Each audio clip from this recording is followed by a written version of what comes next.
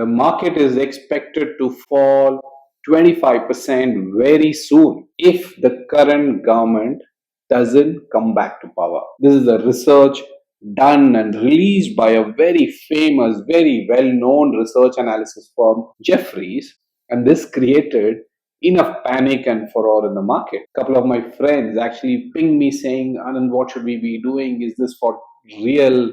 What is your election strategy? I said, okay, instead of me telling it to them alone, why don't I share my strategy along with you? So watch this video till the end. No one likes changes. Whether it is you or me, want good things to continue.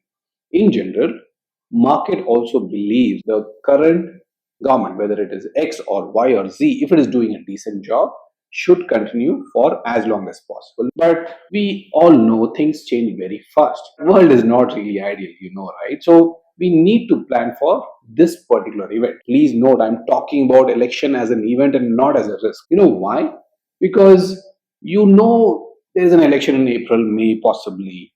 There are two possible parties fighting with each other, and one or the other will come back to power. So you can always plan for this event. It is not a risk because risk comes out of things that you don't know. Risk is what is left out after you plan for everything. And here I'm going to present 5 points that I'm telling to my investors which will help them invest during election period. In general, I believe at this point in time at least that there's not going to be too much of an action till the election. When there's no action, you don't need to take or have a reaction. So you could pretty well be comfortable doing what you're doing at this point in time, systematically invest into the market. The markets are giving you good opportunities these days. So continue investing into the market. So there is no action that you need to take at this point in time, at least till April. That's my point number one. The most important point is point number two, which is setting aside dry powder. Now you must be wondering, what is this dry powder?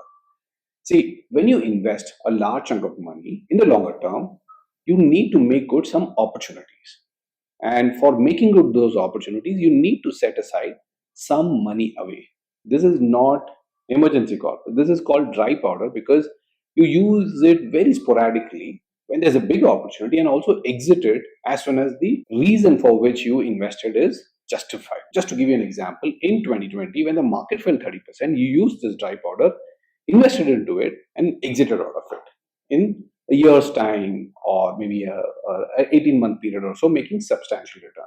So in other words, dry powder is opportunity capital, and always keep opportunity capital. And just by chance, if the market falls 25%, 20%, 15%, whatever it may be, use this dry powder to invest into the market. One of the things which you should always do, which is point number three, is exiting overvalued assets. During normal course of time, it is okay if you delay your exiting of these overvalued assets, but during times like these big events, you should do it very proactively. So, for example, if you believe you have a valuation matrix or your investment advisor has a matrix which says that mid caps are overvalued, I think either you should reduce your allocation or exit that entire asset class, because when fall happens, these overvalued assets fall sharper. So please exit overvalued assets. Point number four is very specific to elections.